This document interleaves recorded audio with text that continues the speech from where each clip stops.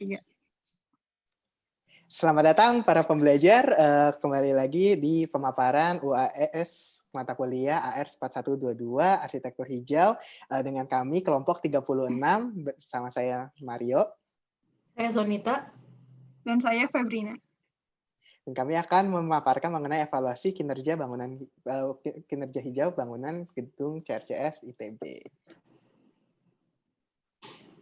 Deskripsi bangunan CRCS ITB. Gedung ini diresmikan pada tahun 2016 dan mengakomodasi kegiatan kantor LPPM ITB, ruang serbaguna, ruang multimedia, ruang seminar, dan kelas. Gedung ini dibangun di atas lahan bekas kantor LAPI ITB dan Puslok ITB yang telah dibongkar. Gedung dengan ketinggian 7 lantai ini memiliki luas lantai dasar 2.258 meter persegi dan luas lantai total 7.268 meter persegi. Berikut merupakan tampak bangunan. Masa bangunan terdiri dari 2 masa dengan ketinggian 3 dan 7 lantai yang terhubung oleh jembatan. Untuk analisis Greenship Appropriate Site Development atau aspek tepat guna lahan sebagai berikut. Pertama, bangunan memenuhi kriteria prasyarat area dasar hijau dengan terdapat area lanskap berupa vegetasi yang bebas dari struktur bangunan dan struktur sederhana bangunan taman di atas permukaan tanah sebesar 18% yang sudah melebihi kriteria 10% prasyarat. Kemudian terdapat vegetasi perdu, pohon ukuran kecil dan sedang, serta semak dengan komposisi tidak diketahui namun diasumsikan memenuhi prasyarat. Untuk kriteria SD1, pemilihan tapak terpenuhi dengan skor 2/2 dan memenuhi tolak ukur 1, daerah pembangunan dilengkapi 9 dari 12 prasarana sarana kota, dan tolak ukur 2, pembangunan dilakukan di atas lahan bekas kantor LAPI ITB dan Puslok ITB yang bernilai negatif. Kemudian CRCS ITB memenuhi kriteria ASD 3, aksesibilitas komunitas, dengan nilai 2/2. Terdapat 17 jenis fasilitas umum dalam jarak pencapaian jalan utama sejauh 1.500 meter dari tapak. Kemudian terdapat akses pejalan kaki selain ke jalan utama di luar tapak yang tersedia ke akses minimal 3 fasilitas umum sejauh 300 meter. Namun pada sisi utara bangunan terdapat gerbang dayang sumbi yang dapat diakses oleh kendaraan sehingga bangunan dikelilingi jalan yang berpotongan dengan kendaraan sehingga tolak ukur 3 tidak terpenuhi. Tolak ukur 4 juga tidak terpenuhi karena lantai dasar hanya terbuka selama 9 jam dan tidak memenuhi syarat 10 jam. Kemudian untuk aspek ASD 3, transportasi umum terpenuhi dengan nilai 1/2 karena terdapat halte Sabuga ITB Taman Sari dalam jarak 300 meter dari bangunan namun tidak terdapat fasilitas jalur pedestrian yang terhubung sesuai dengan peraturan. Untuk aspek ASD 4, fasilitas pengguna sepeda terpenuhi dengan nilai 1/2 karena terdapat 64 unit tempat parkir sepeda, namun tidak terdapat unit shower pada bangunan. Aspek ASD 5, lanseka pada lahan, tidak terpenuhi, karena area softscape yang bebas dari hardscape hanya sebesar 19%, sedangkan kriteria meminta 40%. Kemudian untuk penggunaan pohon juga tidak diketahui dan dianggap tidak terpenuhi. Aspek ASD 6, iklim mikro, terpenuhi dengan nilai 2/3, atau menggunakan material corrugated metal sheet berwarna perak dengan nilai albedo 0,3. Kemudian perkerasan oleh atap berupa paving dan rumput juga memiliki nilai albedo yang cukup sehingga nilai albedo total bangunan menjadi 0,35. Namun sirkulasi utama bangunan menggunakan perkerasan paving dan vegetasi di sekitarnya hanya berupa perdu sehingga tidak dapat melindungi pejalan kaki dari panas, radiasi matahari, dan terpaan angin kencang. Aspek ASD 7, manajemen air limpasan hujan tidak dapat dianalisis karena keterbatasan informasi bangunan. Selanjutnya, untuk hasil evaluasi kinerja, yang pertama untuk solar path. Pada keempat sisi gedung CRCS, terdapat shading device berupa jalusi aluminium hollow dengan jarak antar kisi sebesar 20 cm. Jarak antara jendela dan double skin tersebut adalah sebesar 1,5 meter.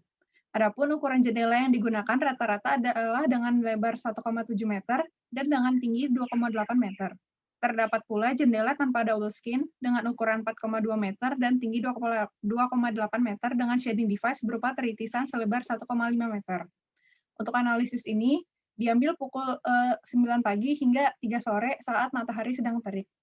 Yang pertama, untuk sisi barat, untuk shading device teritisan 1,5 meter, shading device tersebut mampu menutupi sinar matahari dengan durasi 5,5 jam. Selanjutnya, untuk shading device jalusi aluminium di sisi barat, shading device tersebut mampu menghalau sinar matahari dengan durasi 6 jam.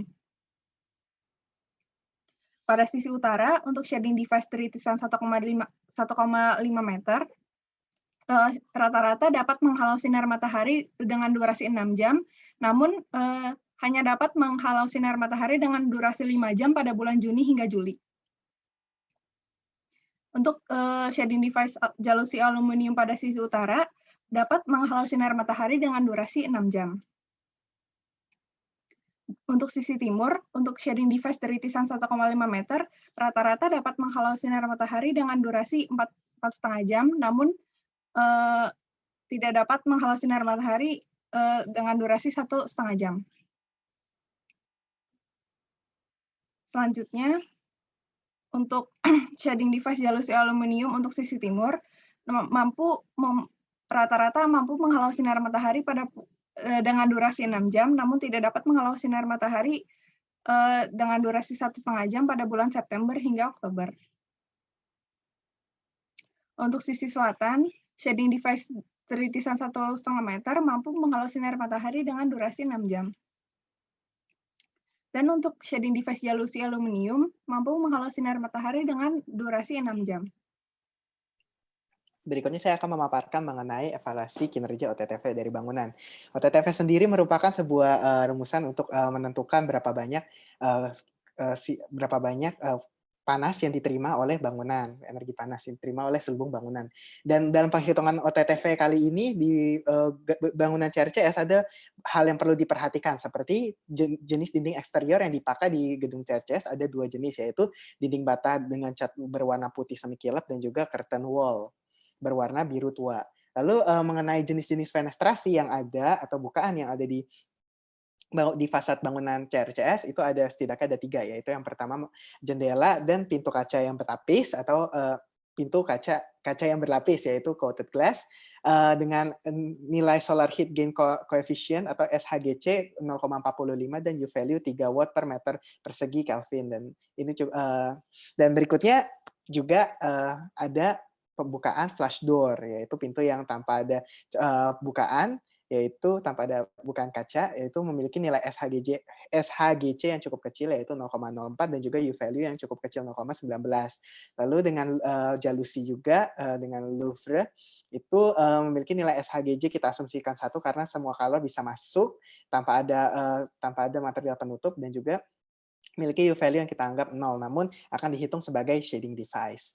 Lalu berikutnya hasil perhitungan OTTV ini menunjukkan bahwa bangunan ini memiliki kinerja nilai OTTV itu cukup kecil, yaitu 16,05 watt per meter persegi Kelvin. Dan karena di bawah standar 45 dan juga di bawah nilai maksimal untuk mendapatkan nilai 3 bintang, jadi ya bangunan ini memiliki kinerja OTTV yang sangat baik begitu. Dan juga berikut adalah tabulasi perhitungannya di setiap sisinya. Kalau di utara kurang lebih 15,75, di timur kurang lebih 12,22, di selatan sisi selatan kurang lebih 18,78 dan di sisi barat kurang lebih 21,40. Lalu berikutnya saya akan juga menjelaskan mengenai evaluasi kinerja melalui EDGE. EDGE sendiri merupakan sebuah sistem sertifikasi bangunan hijau oleh International Finance Corporation (IFC), dan EDGE ini menghitung aspek penghematan energi dan air dan juga penggunaan materialnya. Dan juga aspek yang akan dinilai yaitu ketiga itu, dan kita akan menggunakan EDGE app atau aplikasi EDGE yang disediakan sehingga kita bisa langsung menilai kinerja energi dan airnya dan materialnya tanpa harus benar-benar setelah bangunannya terbangun gitu. Lalu mengenai tabulasi penghematannya, berikut adalah hasilnya, yaitu mengenai penggunaan energi akhirnya kurang lebih 51.844,25 kWh per bulannya. Dan juga penggunaan airnya itu kurang lebih 3.935 meter kubik per bulannya. Dan juga untuk biaya maintenance-nya kurang lebih Rp138.072 per bulannya, dan juga sudah dapat dihemat kurang lebih Rp26.391 per bulannya. Dan juga energi yang dan juga air yang bisa dihemat kurang lebih 14.187 meter kubik per tahunnya. Dan juga dari biaya-biaya yang sudah disebutkan, bangunan ini akan diperkirakan akan balik modal kurang dari 5 tahun. Berikut adalah grafik efisiensi energi dari bangunan tersebut, yaitu bangunan ini mampu menghemat kurang lebih 22,9% energi yang dipakai, dan ini memenuhi persyaratan dari H sendiri. Pengurangan signifikan bisa dilihat pada cooling energinya atau ya energi untuk mendinginkan. Dan hal ini dikarenakan window to wall ratio-nya itu dari bangunan CRCS itu rata-rata kurang dari 30%, dan juga ventilasi alami dimaksimalkan pada koridor-koridor tiap lantai, dan penggunaan AC hanya dipakai pada ruang-ruang kelas dan ruang-ruang kerja saja. Selain itu, penggunaan bohlam LED yang hemat energi dipakai juga di seluruh bangunan, sehingga penghematan energi bisa lebih maksimal. Berikutnya mengenai penghematan air. Bangunan ini mampu menghemat air kurang lebih 28,27%, dan ini memenuhi persyaratan dari H. Penggunaan energi yang dihemat paling banyak terdapat di daerah water closet dan urinals. Hal ini karena toilet yang dipakai itu sudah menerapkan sistem door flush, dan juga penggunaan keran dan urinoirnya itu adalah model-model terbaru sehingga lebih hemat air. Berikut mengenai efisiensi energi yang terdapat pada material tersebut, dan ini tidak mencapai standar H gitu. Lalu berikutnya adalah tingkat emisi karbon kurang lebih 514,36 ton karbon dioksida per tahunnya. Maka dari hasil analisis tersebut dapat disimpulkan gedung CRCS ITB memenuhi 8 dari 17 tolak ukur tempat guna lahan green shape, dan shading device berupa jalusi aluminium lebih efektif dalam melindungi bukaan dibandingkan shading device berupa teritisan. OTTV keseluruhan bangunan hanya mencapai angka 16,05 watt per meter persegi Kelvin dan mendapat kategori bintang 3. Pada penilaian H, bangunan tersebut memenuhi 2 dari 3 standar yang diterapkan dan mampu menekan biaya pemeliharaan bangunan hingga 26.000, sehingga dapat disimpulkan bahwa CRCS ITB dapat dikategorikan sebagai bangunan hijau. Dan untuk sarannya, CRCS ITB dapat meningkatkan kualitas hijaunya dengan menambah vegetasi pohon untuk melindungi pejalan kaki dan selubung bangunan dari radiasi matahari.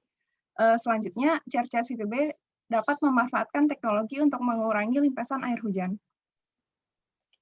Sekian dari pemaparan kelompok kami. Kami harap dari pembelajaran kami bisa membantu dalam membentuk pembangunan Indonesia yang lebih baik. Terima kasih.